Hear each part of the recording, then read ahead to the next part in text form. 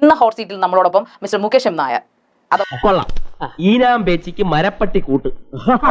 ആരെക്കുസാത്ത അഹങ്കാരിയായ മുകേഷ് എന്ന് ആൾക്കാർ കാണുന്നത് എന്താണെന്ന് എനിക്കറിയില്ല. കാരണം എന്റെ ആറ്റിറ്റ്യൂഡ് കൊണ്ടാണെന്ന് അറിയില്ല. എനിക്ക് മാത്രം എതിരെ കേസ്. കാരണം ഞാൻ ഹാപ്പി ആയിട്ടിരിക്കാൻ എന്നെ മാത്രം റെസ്പോൺസിബിലിറ്റി ചെയ്യുന്ന ഒരാളാണ്. കാരണം ഞാൻ എന്നെ ഹാപ്പി ചെയ്തില്ലേ വേറൊരു ശ്രമിക്കാറില്ല, അല്ലേ? അങ്ങനെ ഏതായാലും അത് നന്നായി. അവനെ ഒന്ന് വളഞ്ഞു പിടിക്കാൻ ഞാനൊരു വഴി അന്വേഷിച്ചുകൊണ്ടിരിക്കുകയായിരുന്നു. താങ്കൾ ഈ നമ്മുടെ ഷൂട്ടിംഗ് ഫ്ലോറിൽ വന്നിട്ട് വലിയ ഗമയില് എനിക്ക് സമ്മാനം കിട്ടി, അല്ലെങ്കിൽ ഗിഫ്റ്റ് കിട്ടി, അല്ലെങ്കിൽ അവാർഡ് കിട്ടിയെന്ന് പറയുന്നതിനേക്കാളും ഗ്രാൻഡ് ആയിട്ടാണ് താങ്കൾ പറയുന്നത് ഞാൻ അടിച്ചിട്ടാണ് വന്നിരിക്കുന്നത്. ഒരു എന്തായാലും എന്താ മദ്യം ഏതായാലും മനുഷ്യൻ നന്നായി മതിയെന്നാണല്ലോ ഡൽഹിയിൽ നിന്നും പ്രശാന്ത് രഘുവംശം പറഞ്ഞിരിക്കുന്നത്. കാരണം സർക്കാരിന് വിൽക്കാമെങ്കിൽ എനിക്ക് കഴിച്ചാൽ എന്താ കുഴപ്പം? അത് 2 വീഡിയോ ഇട്ടാ എന്താ കുഴപ്പം? അല്ലെ നമ്മൾ ആൾക്കാരുടെ നന്മയ്ക്ക് വേണ്ടി ചെയ്യുന്ന ഇവരൊക്കെ എന്താണ് ഈ മനസ്സിലാകാത്തത്? സർക്കാർ തന്നെ വിൽപ്പന നിർത്തണം. സർക്കാർ വിൽപ്പന നിർത്തണം എന്നുള്ളത് സർക്കാരിന്റെ കാര്യം. ഞാൻ ചോദിക്കും, സർക്കാർ തന്നെ വല്ലവന്റെ ചെലവിലാ മോനെ. അപ്പൊ താങ്കളെ നിർത്താൻ ഉദ്ദേശിക്കുന്നില്ല, താങ്കൾ തുടരും. താങ്കൾ ഒരുപാട് പേരെ വഴിതെറ്റിക്കും. ഞാൻ എങ്ങനെ വഴിതെറ്റിക്കുകയാണ് മാഡം? നീ നന്നാൻ പോണില്ല, ക്ലച്ച് പിടിക്കില്ലെന്ന് സ്വയം തീരുമാനിച്ച കൂട്ടത്തില നീയൊക്കെ.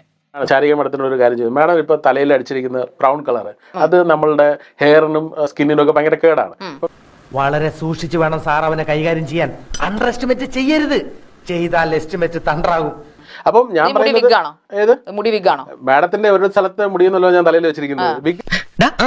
കിട്ടിയാ ഇല്ല, ചോദിച്ചു വാങ്ങിച്ചു പോവാ. വിഗല്ല, ഞാൻ ഹെയർ ഫിക്സിംഗ് എന്ന് പറയാം. അതുകൊണ്ട് മാഡത്തിന് അതിന്റെ അകത്ത് കുറച്ച് ബോധർ ചെയ്യേണ്ട കാര്യമില്ല. എനിക്ക് പ്രതികരിക്കാൻ ദൈവം തന്നെ ഈ ഒരു ആയുധം എന്റെ കയ്യിലുള്ള. താങ്കൾ ഇപ്പൊ പറഞ്ഞ സ്റ്റേറ്റ്മെന്റ് എനിക്ക് മനസ്സിലായി. ഞാൻ താങ്കളുടെ മുടി വിഗാണോ എന്ന് ചോദിച്ചാൽ താങ്കൾ ഇപ്പൊ റിപ്ലൈ ചെയ്യുന്നത് എങ്ങനെയാണ്? മാഡത്തിന്റെ ഒരു സ്ഥലത്തെ മുടിയല്ലോ, അത് തലയിൽ മുടിയല്ലോ ഞാൻ എടുത്തിരിക്കുന്നത്. ഓ അങ്ങനെ.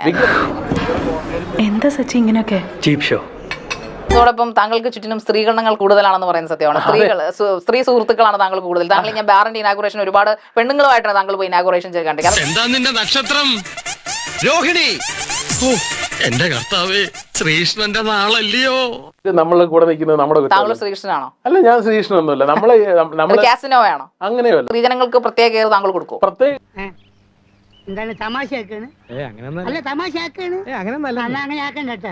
മാഡത്തിന് ഞാൻ കൂടുതൽ കെയർ ആയാലും മാഡത്തിന്റെ ഒരു ഫ്രണ്ടോട് മാഡം പറയില്ലേ, മുകേഷ് നായർ നല്ലൊരാളാണ്, ഇങ്ങോട്ട് വന്നേ നീ, എന്നിട്ട് എന്നോട് കൂടുതൽ കയറാൻ ഞാൻ പറയാം അങ്ങനെ ഇച്ചിരി കോഴിയാന്ന് ഞാൻ പറയാം. ചെറിയൊരു കോഴിയാണ്. അതൊന്നല്ല, കോഴി സാരമില്ല, ഇങ്ങോട്ട് പോകുന്നപ്പോ ഞാൻ ഇതിൽ കൂടുതൽ പ്രതീക്ഷിച്ച. ചിലവർ കെയറിങ് അല്ല കെയർ മാമന്മാരായിട്ട് വരും നമ്മുടെ കെയറേട്ടന്മാരെ. ഞാൻ അത്രയും കെയറേട്ടന്മാരല്ല. അതാ ഞാൻ ഉദ്ദേശിച്ചത്. നമ്മള് രണ്ടാളും ഒരേ ലെവലാ.